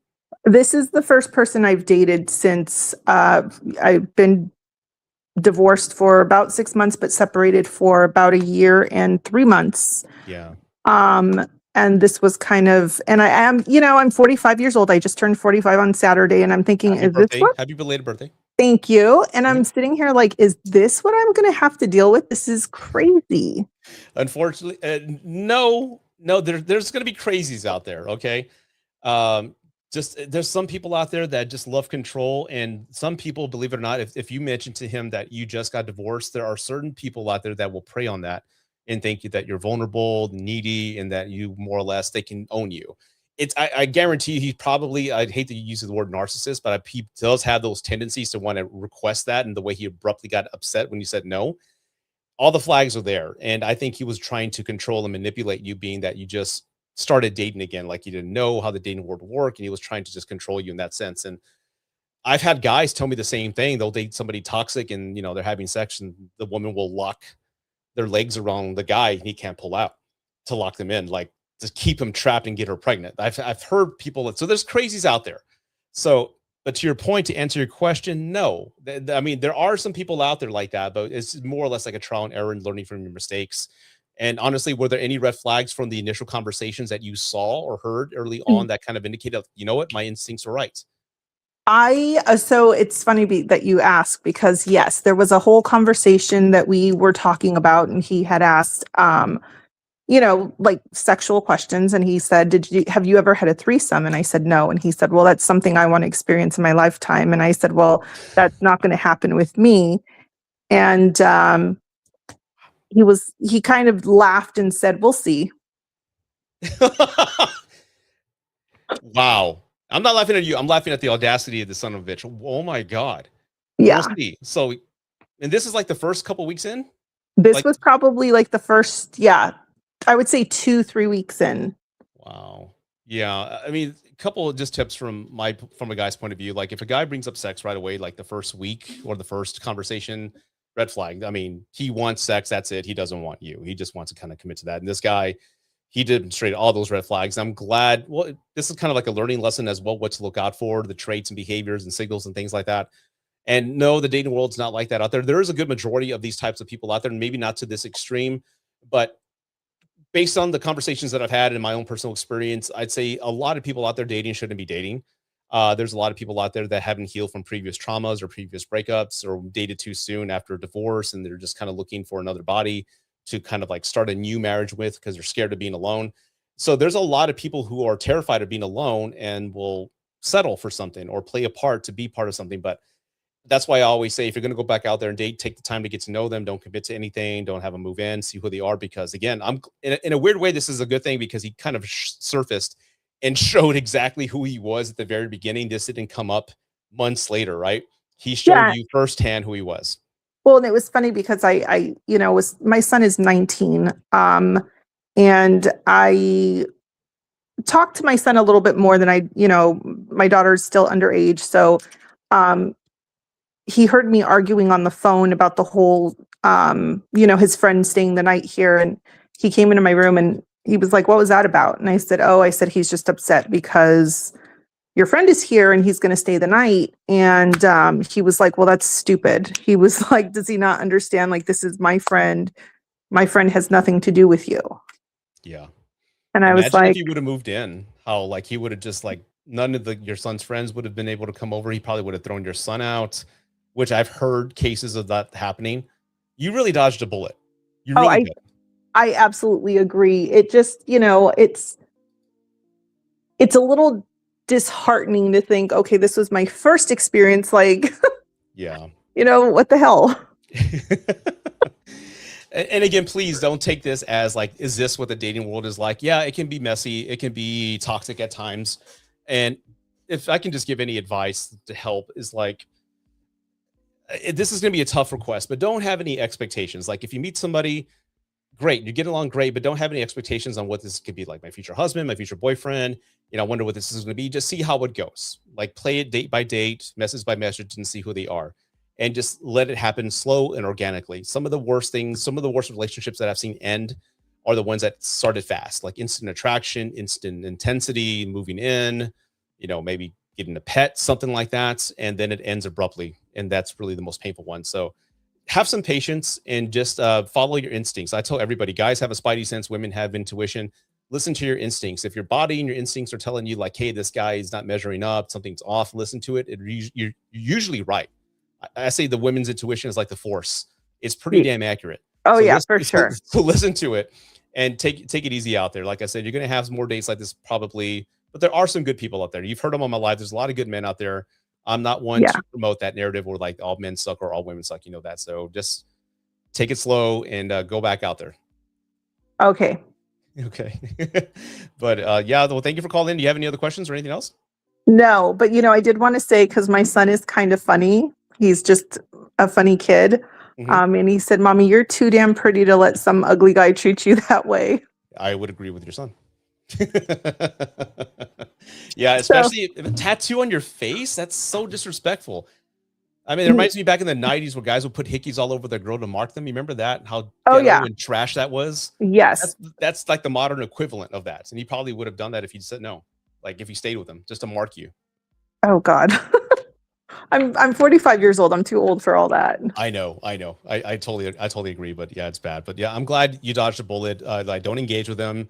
He may come back and promise the world that he's changed, whatever. Just don't. Okay. Thank you, Rudy. I appreciate you. I appreciate you calling in. Thank you so much. Goodbye. Bye. Wow. That is a huge toxic red flag. And again, since everybody's here, I want to take some calls. So if you want to call in, ask me a question. I'm going to be live for like another maybe 20, 30 minutes, depending on how everything goes. So I'm going to put the link in the chat one more time. I'm live on Facebook. I am live on YouTube. I am live on Kick. So show some love. Yeah. You hear that? Block him. Block the dude. He's gone. I recently got divorced 6 months ago. How are you holding up, Irene? I hope you're doing good. Like I say, after divorce, it depends per person. I dated right away because I just wanted to have fun. But if you're still kind of heartbroken and not knowing what you're looking for, there's some uncertainty, take your time. There's no rush to go back out there and date. All right. And don't jump into any relationships right away. I think everybody after divorce, after going through hell and spending 20 something years with somebody, maybe 10 or 5, you owe it to yourself to just be alone and figure out what you want. Breathe a little bit, build your own world, not be so dependent on others. Do that. You owe it to yourself. Please do that. I think she said it was ACC. I think it was this was her first date after her divorce. Let's see here. But what other questions we have here? Again, everybody who came over from TikTok, thank you for joining. I really would appreciate that. I really do. What else do we have here? No, we don't have that. Again, questions, if you can call in if you want. If not, you can go ahead and enter them in the chat. Either way, whatever works for you. And while we're waiting for that, topics, I have some other topics. You guys have another topic you can ask away. But you know what? I'm going to do something kind of crazy right here. I'm going to ask everybody. Irene, I will definitely do that. I want to ask everybody, how's everybody doing right now? Everybody okay? Things are kind of crazy right now, right? I mean, a lot of stress. I know there's a lot of people that are kind of stressful right now, but everyone doing all right? Everybody taking care of themselves? I'm not going to lie. I know I'm kind of going off topic here, but, the news and everything that's going on right now, it is kind of stressful. I've had people take a lot of my friends are just going through a lot right now. So if you're going through a lot, you're not alone. It's kind of a tough and stressful time right now. So just hang in there and let's see what happens, man. You're chilling with the rakes outside. But I hope everyone's doing well. But if we don't have any questions, I guess I can end the live sooner than later. You're doing okay? I'm glad you are. I'm glad you are. What other topics do we have here? Tell you what, this is what I'm gonna do. Except ice honking at me at a oh Jesus Christ.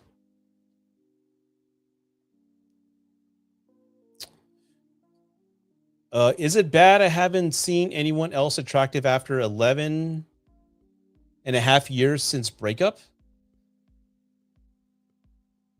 Not one person? Really? I mean, I guess it's bad. I mean, yeah, I'd say that's a problem, dude. I really would say so. I mean, you must have some incredibly high standards or something like that. I mean, I don't know, but there's beautiful people all over the place. Where are you going? I mean, are you going out to engage with people? I mean, you know what? My friends always called me picky because I had high standards as well. I mean, that's just me. But there's always people out there. One, not 11. Oh, 1.5 years since the breakup. Well, if you're not, okay, thank you for clarifying that. So yeah, if you are still not finding anybody attractive, you probably haven't healed from your ex yet. And I know for some guys, like if you date a woman who's incredibly beautiful, that's such a high bar that, and again, guys are visual. I get that. Women are too at sometimes. Like if you date somebody incredibly attractive, anybody else is not meeting the bar. It's like a detox. You have to detox from that. It can take some time. 1.5 years. I know. I'm sorry. But you know what? This is what I'm gonna do, everybody. It's 10 o'clock, and I feel bad for like ending TikTok abruptly. So this is what I'm gonna do. Hold on one second. Aside from the absolute bastard and some insomnia, I'm fine. Thank you, Rudy. I hope you are too. Yeah, I mean, politics. I mean, it's kind of tough, man. Like people say you're not supposed to bring it up, and I try not to. But yeah, it's such a heavy. It's a heavy weight on everybody right now. I know there's a lot of people in fear. I have some concerns as well, and how I get through the day is to spend time with family. But at the same time, this helps me. I love helping people. I mean, there's no better feeling in the world knowing that I'm making a positive impact in other people's lives and changing them for the better. And for me, that's cathartic more than ever. And I love doing this. So doing this helps me get by. And like I said, anybody who comes my way, I don't care if you're Republican, Democrat. I've never made politics my sole persona. Like I'm me. I love movies and other shit. Politics don't define me, right? So it's out there. I've always hated politics. But yeah, I love helping people, and I will continue to help people as much as I can to get through the days. But yeah, it's scary at times. It's kind of scary. Thank you. I was gonna say Miss Rake. But you know I love you, man. Thank you so much. Question: what are your thoughts on visitation? My ex never takes initiative to want to see our daughters. I'm sorry. I'm the one that is always suggesting it, and I'm always there with them. I'm not sure if there's more to that. Well, yeah. Yeah, the sad truth is, Irene, I'm not sure if it's weird for him. Should I not, because he's not involved in a daughter's life at all? He is an absent father. That pisses me off, man. God. My heart goes out to your daughter. Again, I have a daughter myself. There's no way in hell I would ever let anything get between me and her. And some guys, I don't know what it is, are wired differently. I know after divorce, some guys, not all, some, because I've spoken with them, they feel like a great deal of shame and like failure, and they choose to walk away. They choose to go somewhere else. They choose to not show their face because they're so ashamed. I don't know if that applies in your case, but kids need their mom and dad. And if he's just refusing to go see her or meet her or answer phone calls, he knows what the fuck he's doing. He's a grown ass man. He knows what he's doing. He's made his choice. And the sad reality is for many mothers out there is that you can ask all you want, but it's going to go on deaf ears. If he wanted to, he would, right? We've all heard that. That applies to visiting your kids. And I can't imagine anybody not wanting to see their kid. So, unfortunately, he's made his choice. He FaceTimes them. He doesn't want to go hug them or spend time with them. They're never going to forget that, by the way. That's why I tell every one of my clients, if you're going through a breakup or divorce and you have kids with this person, your kids are always going to remember how you behave and acted after the divorce, right? They're going to remember how you made them feel. And I always tell everybody, and you've heard this, right? Be a positive example for your kids. Be there for them, right? They're going to remember how you made them feel. In this case, they're always going to remember that this guy abandoned them. And again, my heart goes out to you and the kids. I mean, but you can't make anybody want to come see their kids. He made his choice. He's a grown-ass adult. I'll repeat myself. He's a grown-ass adult. He knows what he's doing, and he knows what he's not doing. And I'm sorry. He does sometimes, but he does sometimes, but I'm always there with him when he's visiting. Is he want you there? Or like, does he come over to your place and hang out with him? He doesn't go take him to McDonald's or Six Flags or to the movies to go see a Pixar movie? He doesn't want to do that? I mean, if he's going to your place and you're there, right, that makes sense. But oh my God, my heart goes out to him. If for those that are new to my page, I have a very short fuse and tolerance when it comes to kids. Kids are innocent victims in this whole thing, and they don't deserve a lot of what happens to them after the fact. My kids are going through the same thing. Their dad is 50 and acting like a child. Oh my God. Was he always like that, Angelica? But didn't you say your kids were adults? We go out in public, but my question is, I don't know if I should ask him if it bothers him that I'm there or if he wants. He would have said something. I mean, you're the mother, your mother bear, right? You're protective. You're there when the kids, you just want to ensure that they're safe, right? So I get why you would stay. I think any mother or parent would, especially if you have no confidence or trust in their abilities to parent, especially if they're not consistent or wanting to be engaged in their life. I would stay. So I think that's like an instinct that's keeping you there. And I don't think you should care whether he likes that or not. It's the kid's priority that comes first, right? If he wants to be alone, then he should ask. When we were together, he was never present. So, okay, then that explains everything, right? That explains exactly why you don't want to leave him alone with the kids, because you don't trust him, because he's not involved. And that's probably why he kind of wants you there, because if anything happens, I don't know how young they are, like a pamper change or something like that, he would want you to do it, or something comes up. So that tells me everything I need to know. Yeah. And he was never present, never. There's going to be a day he's going to regret it, because as we all know, as parents, babies grow up fast. They're only little for a short amount of time, and he's going to regret that one day, and that's going to be on him.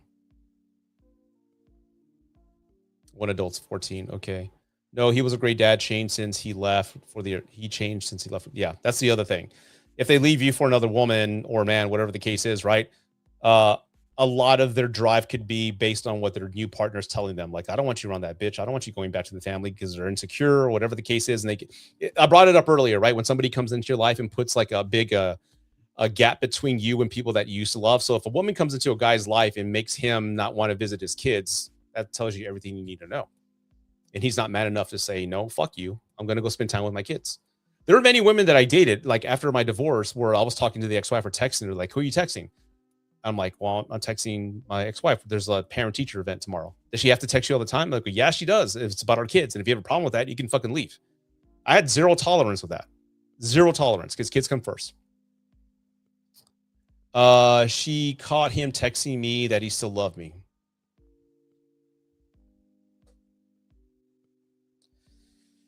Oh my God.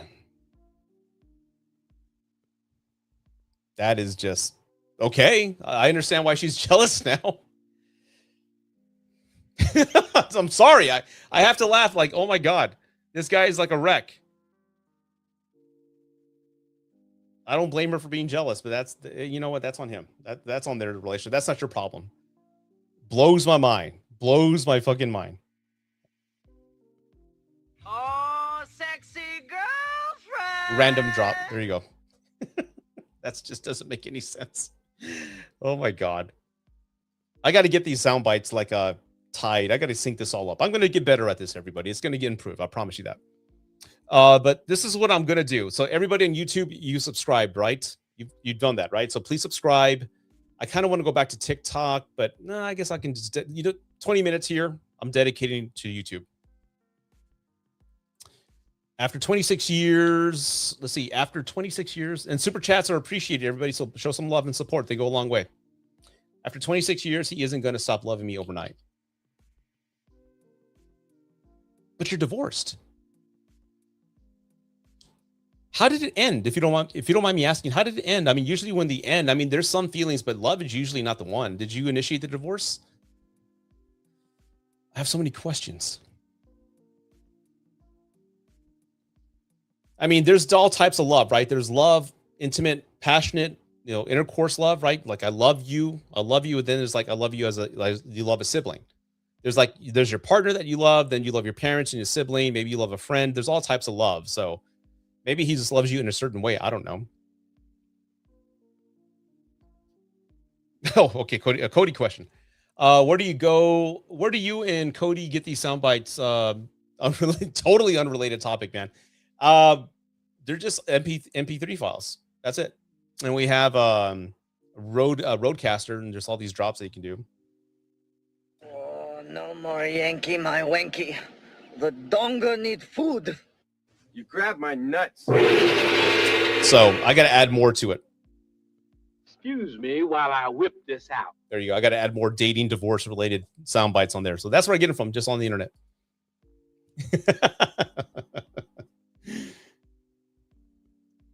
Yeah, but Cody, I love the dude. He's the man.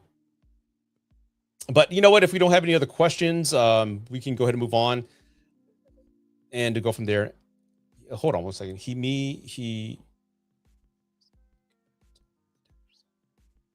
How did he cheat on you? How did the marriage end, if you don't mind me asking?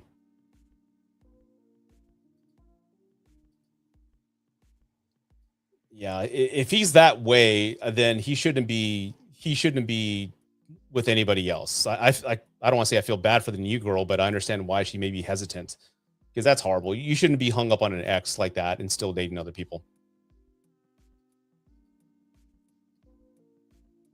Hey, you're on Facebook now? You're all over the place. Follow me there too. He cheated with his nutritionist. They give me no nutrients. Yeah, how many HIPAA laws does that break, or how many violations of like the medical board does that violate? That's incredibly not ethical whatsoever. Wow. Well, you know what? I'm getting a sense of deja vu. I think you told me that before. I think you did.